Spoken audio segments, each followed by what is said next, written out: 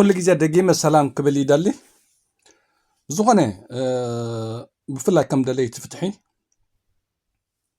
نزا حسب زي وممكن رئة أقدر سخيني سمعني مالت زا حسب زي أبي أماني العالم ترى يكونن أبو زا حسب زلو حسابي بفلا أبي بروح مسائي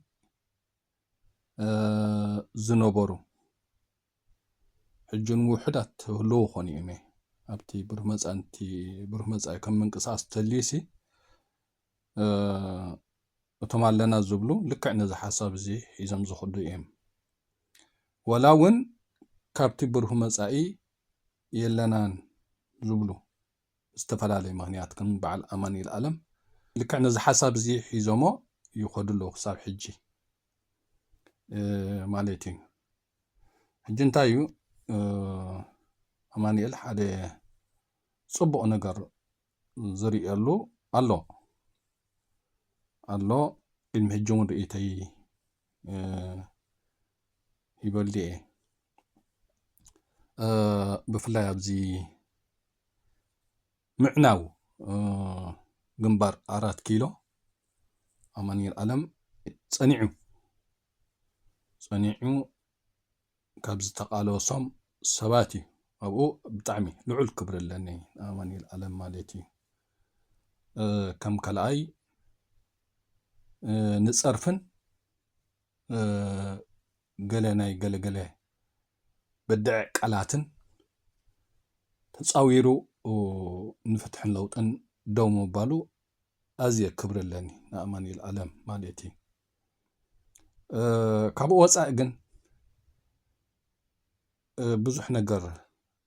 ኣይብላዕ ኣይስተ መሊኡ ናይ ኣማኒኤል ዓለም ተዝኸፈ ናይ ኣማኒኤል ዓለም ዝብሎ ኣነ እዚ ሓሳብ እዚ ክሳብ ሕጂ ሒዝዎ ኸይድ ኣሎ ፍትሕን ለውጥን ኢሉ ክጅምር ከሎ ከዓ ኣማኒኤል ዓለም ልክዕ ነዚ ሓሳብ እዚ ሒዙ እዩ ተበጊሱ ባዕሉ ዝብሎ ንኣብነት 20 ዓመት 15 ዓመት ኣብ ፍትሕን ለውጥን ተልዩ ኣማኒኤል ዓለም ካብታ መጀመርታ ክሳብ ሕጂ እዚ ሓሳብ እዚ እዩ ሒዙ ዝኸይድ ዘሎ እዚ ሓሳብ ከምዛ ንሪኣ ዘለና ንሻዕብያ ንቃለሶ እዩ ዝብል መን እዩ ሻዕብያ ኢልካ እንድሕር ሓቲትካዮ እስታያስ እዩ ዝብለካ ንህዝቢ ኤርትራ ካብ ህዝባዊ ግንባር እናፋታሓዮ ዝብሉ ከዓ ኣለዉ ካብኦም ቀዳማይ ኣማኒኤል ዓለም እዩ መን እዩ ህዝባዊ ግንባር ተልካዮ እስያስ እዮም ዝብሉኻ እቶም ላዕለዎት መራሕቲ ኸ ንኣብነት ኣብ ዒራዒሮ ዘለዉ ሻዕብያ ዶ ይኮኑን ህዝባዊ ግንባር ዶ ይኮኑን እቲ ደቁ ዘሰውአን ዘሰንከለን ካብ መለሊኽ ስጎሙ ክሳብ ሕንሳስ ሊደ ውሉዱ ክሳብ በኹሪ ውሉዱ ዝኸፈለ ህዝቢ ኤርትራ ኸ ሻዕብያ ዶ ይኮነን ህዝባዊ ግንባር ዶ ይኮነን ሕጂ እዚ ሓሳብ እዚ ውድቕ ሓሳብ እዩ ንሻዕብያ ንቃለሶ ኢልካ ትዕውቶ ነገር የለን ኣብ ዝኾነ ይኹን እዋን ንህዝቢ ኤርትራ ካብ ህዝባዊ ግንባር ንፍለዮ ኢልካ ትዕውቶ ነገር የለን ህዝቢ ኤርትራ ባዕሉ ሻዕብያ እዩ ህዝቢ ኤርትራ ባዕሉ ህዝባዊ ግንባር እዩ ህዝቢ ኤርትራ ካብ ጀብሃ ንፍለዮ ካብ ህዝባዊ ግንባር ንፍለዮ ኢልካ ሓሳብ ኣይኮነን ህዝቢ ኤርትራ ቃልስለኒ ደመይን ረሓፀይን ህይወተይን ዝኸፈል ኩሉ ቃልስን ታሪኽን ኣለኒ ዝብሎ ህዝቢ ኤርትራ እቲ ቀንዲ ካብ ጀብሃ ክሳብ ህዝባዊ ግንባር ዝተኸፍለ ዋጋ እዩ ቅድሚኡ ኣይነበረን ማለት ኣይኮነን ግን እቲ ዝለዓለ ቃልስን ታሪኽን ኣለኒ ሰንኮል ኩሉ ዝተሰዋዕ ኩሉ ደቀይ ዝኸፈል ኩሉ ዝብሎ ታሪኽን ቃልስን ህዝቢ ኤርትራ እዚ ብጀብሃን ብህዝባዊ ግንባርን ዝተኻየደ እዩ መኒ ጀብሃ ህዝቢ ኤርትራ እዩ መኒ ህዝባዊ ግንባር ህዝቢ ኤርትራ እዩ መኒ ሻዕብያ ህዝቢ ኤርትራ እዩ ውልቀ ሰብ ኣይኮነን ሻዕብያ መዐቀኒ ውልቀ ሰባት ኣይኮኑን ህዝባዊ ግንባር መዐቀኒ ስለዚ እዚ ሓሳብ እዚ 20 ዓመት ሒዞሞ በዓል ኣማኒኤል ክሳብ ሕጂ ይኸዱ ኣለዉ إذا حسب زي حزام تبجيسهم أبز حج جزء بروح مساء خمين ريام علينا عنيهم تبتاتينهم تريفهم مالتي تزحزنا كاجي ولا إتم تبتاتنو خم بعل أماني العالم ها كساب حجي نز حسب حزام خد له جدا زلوا زام وداتا يسرع عامت تزاريبو قالس زي مزن سب دبري مخادي حشو يزب زلهم أماني العالم هجي نز حسب زي حيزو تبجيسو فتحن لوطن بروح مساي مالت بروح مساي مسراتي أماني العالمن محرس فانكيلن كالوطن وزتين بروح مساي مسروت وهلو نز حسب زي حيزيميم تبجيسهم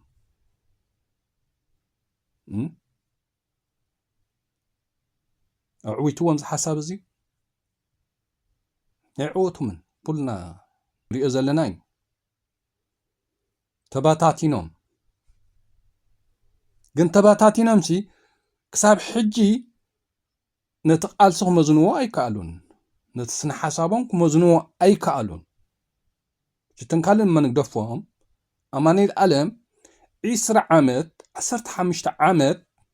تزاريبكا قالسي كتمزن زي تخل سب نحرقونكا كل قديفكا دبر ما خد حشاك أماني العالم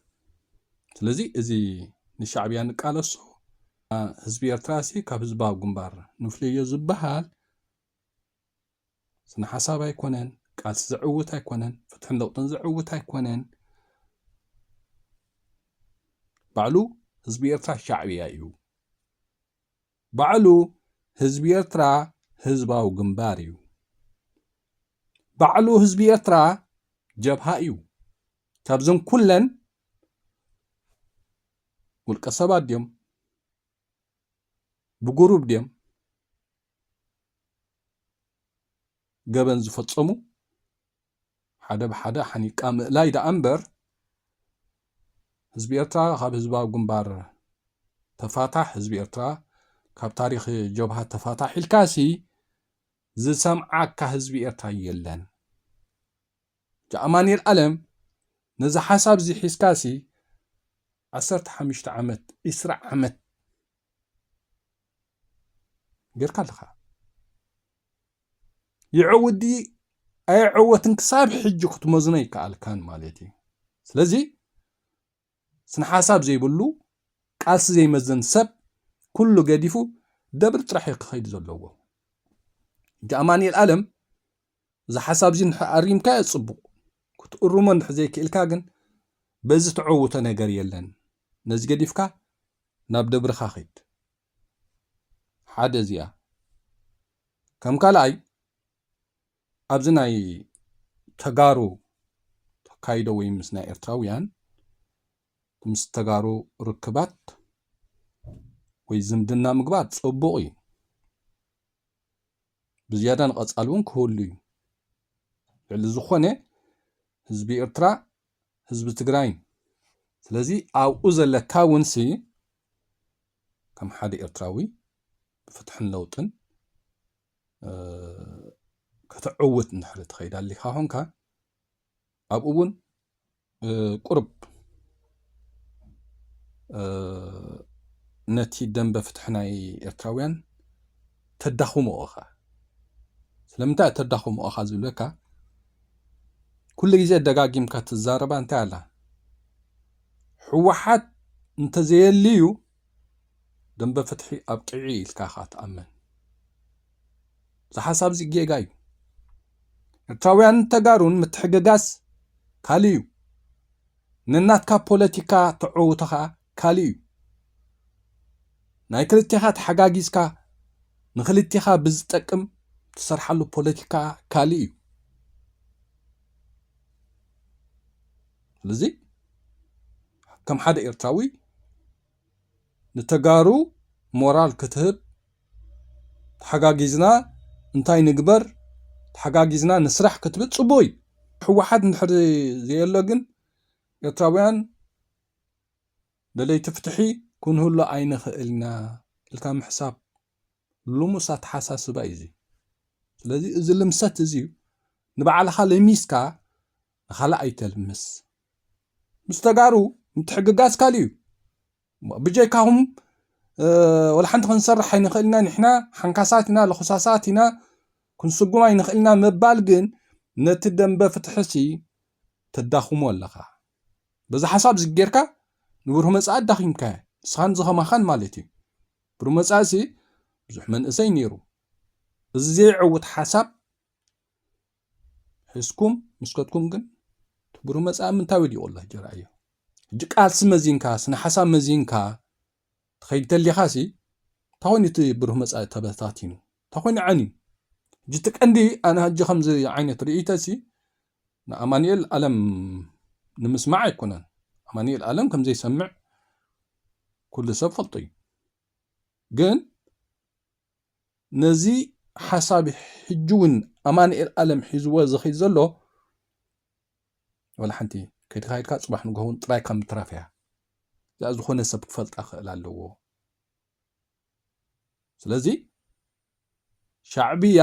ክትብል ከለኻ ልዕሊ በዓል ሸሪፎ ልዕሊ በዓል ድሩዕ ልዕሊ በዓል ዕቁብ ኣብርሃ ልዕሊ በዓል ጴጥሮስ ሎምን ልዕሊ በዓል መስፍን ሓጎስ ልዕሊ በዓል ቀይሲ ልዕሊ በዓል ጀነራል ተኸስተ ሃይለ ልዕሊ በዓል ብርሃነ ብርሄ ልዕሊ በዓል ብርሃነ ወዘተ ክንደልካ ክትቆፅሮም ልዕሊ በዓል ቢተው ሻዕብያ ዝበሃል ነገር የለን ልዕሊኦም ህዝባዊ ግንባር ዝበሃል የለን ትፈልጣ ዘለካ ሻዕብያ ቃልሲ ህዝቢ ኤርትራ እዩ ህዝባዊ ግንባር ቃልሲ ህዝቢ ኤርትራ እዩ ጀብሃ ቃልሲ ህዝቢ ኤርትራ እዩ ስለዚ ንህዝቢ ኤርትራ ካብ ጀብሃ ነፋታሕዮ ንህዝቢ ኤርትራ ካብ ህዝባዊ ግንባር ነፋታሕዮ ዝበሃልሲ ናይ ቆልዓ ፖለቲካ እዩ ናይ ቆልዓ ፖለቲካ እዩ ስለዚ 20 ዓመት ነዚ ዘረባ እዚ ደጊሙ ክእረም ዘይክእል ሰብ 20 ዓመት ነዚ ዘረባ እዚ ደጋጊሙ ሓሳብን ቃልስን ክመዝን ዘይክእል ሰብ ኩሉ ገዲፉ ኣብ ደብሩ ጥራሕ ክመላለስ ዘለዎ ስለዚ ኣማናይ ዓለም ኣካል የኽብረካ እየ ኣብዚያ ነጥብ እዚኣ ግን ከም ካልኣይ እዚያኒ ሕወሓት ተዘየሊ ደንበ ፍትሒ ኣኸይድዎ እዩ ትንፋስ የብሉን ወዘተ ትብላ እዚን ክልተን ካብቲ ኣዝየ ፀልአናትካ እየን ከማኻኻ ብዙሓት ኣለዎ ማለት እዩ ኣብቲ ካልእ ንግንባር 4 ኪሎ ብትብዓት ኣብ ምዕናው ዝሰርሕካዮን ክሳብ ሕጂ ትኸዶ ዘለኻን ግን ኣብኡ የደንቐካ ማለት እዩ ስለዚ እቲ ዋና ነገር ኣማኒኤል ዓለም እንታይ ደልየካ ኣነ ከም ኣነ ማለት እዩ ነቲ ቃልሲ ክትመዝኖ ኣለካ ህዝቢ ኤርትራ ዝቕበሎ ስነ ሓሳብ ከዓ ክትመዝን ኣለካ ምክንያቱ ፍትሕን ለውጥን ከተዕውድ ንሕርሖንካ ህዝቢ ኤርትራ ወዲብካ ተዕውቶ ስለዚ ስነ ሓሳብካ ናይ ዝኾነ ሰብ ማለት እዩ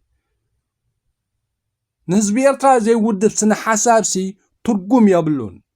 ምሸቱ ንጎና ብላይፍ ክትበኸሉ ከተውየሉ ትኽእልኻ ኣብ ተግባር ግን ህዝቢ ኤርትራ ወዲብካ ክትዕውቶ ትኽእል ነገር የለን የለን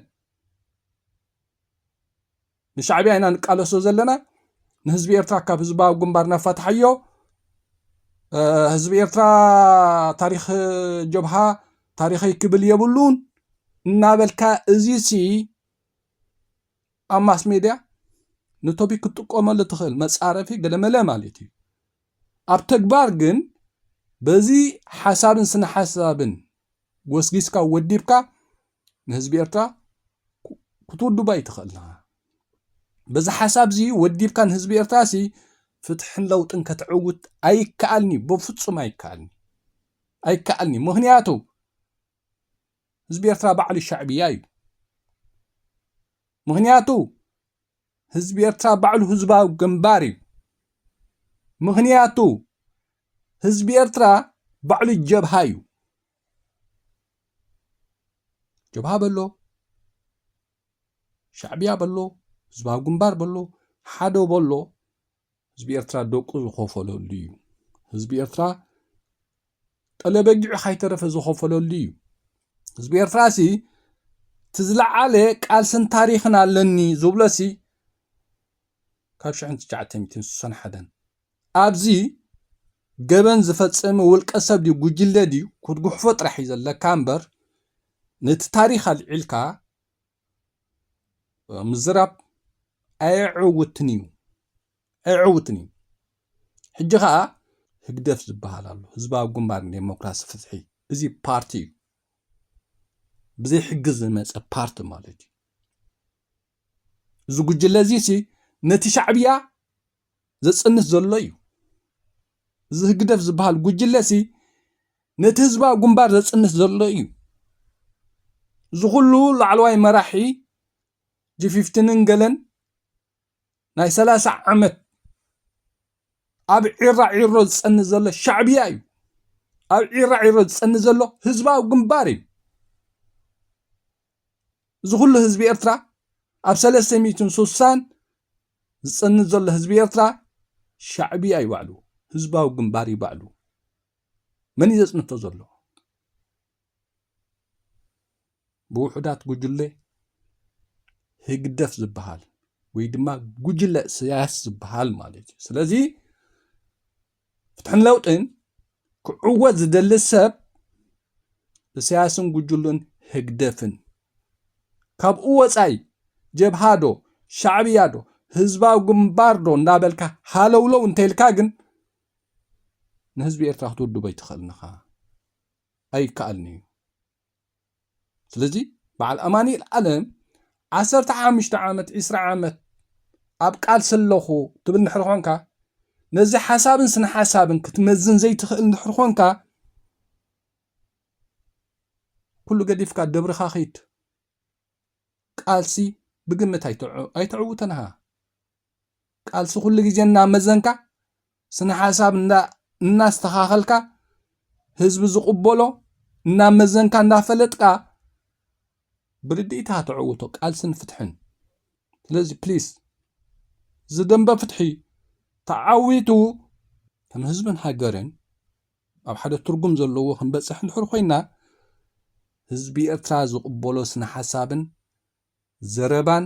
ጎስጓስን ክኸውን ክኽእል ኣለዎ ስኢልካ ምፅኢልካ ቴሌፎንካ ክፍታ ቢልካ ብላይፍ ኩድጭ ኢልካ ዝመፃልካ ዘረባ ምዝራብ ግን ወላ ሓንቲ ንሽዑ በቃ መሕለፍ ግዜ ከምዚ ሕጂ ጮቅጮቅ እናበልካ ትሕልፎ ትኽእልካ ትዘረባ ኪነው ግን ኣብ ተግባር የለን እሱ ስለ ዝኾነ እኳ 20 ዓመት 15 ዓመት ደንበ ፍትሒ ብጀካ ምብትታን ኣብ ሓደ ትርጉም ዘለዎ ክበፅሕ ዘይከኣለ ስለምንታይ ድዩ ከምዚ ወዲ ከምዚ ስነ ሓሳብ ሒዝኩም በዓል ኣማኒኤል ገፈፍ እናበልኩም በቲ ሓደ ትመፁ በቲ ሓደ ተቆልቆሉ ከላስ ሕጂ እውን ካብ ከምዚ ካይወፃኻ ዓወት ደንበ ፍትሒ ክረጋገፅ ኣይከኣልኒ ካብ ከምዚ ውዱቕ ሓሳብን ስነ ሓሳብን ካይወፃኻ ንህዝቢ ኤርትራ ወዲብካ ንፍትሕን ለውጥን ሕግን ሕጋውነትን ክትዕውት ኣይከኣልኒ ያ ዝኾነ ሰብ ክፈልጣ ዘለዎ ኣነ ንኣማኒኤል ዓለም ፅልየ ይኹንኩን ዝዛረብ ዘለኹ ኣማኒኤል ኣዝየ ዘኽብሮ ሰብ እዩ ልዕሊ ማንም ሰብ ከማን ብዙሕ ግዜ ርእይተ ሂበ ኣማኒኤል ዓለም ብዙሕ ፀርፍታት ዝፃወር ሰብ እዩ ተፃዋርነት ዘለዎ ሰብ እዩ ዘይኩር ሰብ እዩ ተመላሲ ሰብ እዩ ሓሳብ እየ ዳ ፀልኦ ዘለኹ እምበር ከም ሰብ ልዕሊ ኣማኒኤል ዓለም ዘኽብሮ ሰብ የብለይ ስለዚ እዛ ርእይተይ ኣማኒኤል ዓለም ድሕሪ ሰሚዕካ ፕሊስ ንባዕልኻ እውን ንባዕልኻ ቅሳኒት ክህልወካ እቲ ደንበ ፍትሒ እውን ካብ ከምዚ ድኽመታት እንድሕር ወፂና ኢና ክንዕውቶ ንኽእል በዚ ሓሳብ እዚ ጥራሕ ከማንሲ ዝደንበ ፍትሒ ክንደይ ፍልልያት እዩ ዘለዎ ከመይ ጌርካ ንሻዕብያ ይቃለስ ኣለኹ ትብል ሻዕብያ ዒሮ 30 ዓመት ኣብ ኣንደርግራውንድ ደም ዝነብዕ ዘሎ ስለዚ እዚ ብግምት ዘረባን ብግምት ስነ ሓሳብን ግደፍዎ 15 ዓመት 20 ዓመት ኣብ ቃልሲ ኣለና እንዳበልኩምስ نزي ختمزن زي تقولوا وقالسه دأمو كتمزن انت زي كيلكا عمت كتقمقم انت زي كيلكا أبينا يودا به مس حزب زي فترة الكازلو مقابلك ميزان كتوسن زي كيلكاسي بقمة تعوتو قاسن فتحن يلن جينا زا زربا زيا وين زا حساب زيا أمان كتأمن الله تخيل كتصبو أكال كان تهجبر زلو واتساب بكا كابز حساب زي وين زا حساب زي حسكا كل المبال سبكو قد فوخ لالو تمالن كي تمالن تايتبل نيركا سلم تايزي تعودكا تايتم مغنيات ميزان كله واخ لالو السب زي نقر زي أب كمزي جزيهم تقتل زلهم سبات ولا حنتي نتوبيك ناي ماس ميدا تقوم له تقولوهم أب تكبارجن لخونا وصيت أيتصبيو سسناي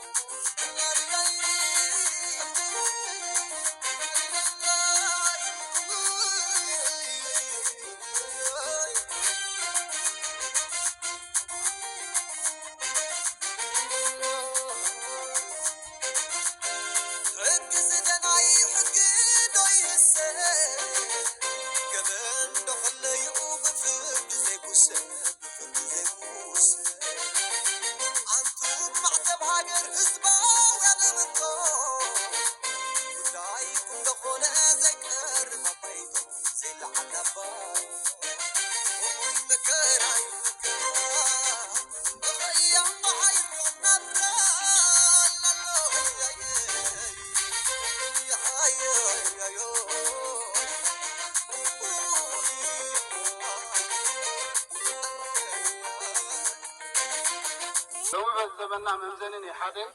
جيجنا بوليتيكانيا زبحال ومراحل جيجنا ني هاجري زبحال بسلة أحمر زلو بسلة بوليتيكا زلو سلام نبرنا فتاوز غير فتاوز زبزح ርሑቕ ዘለዉ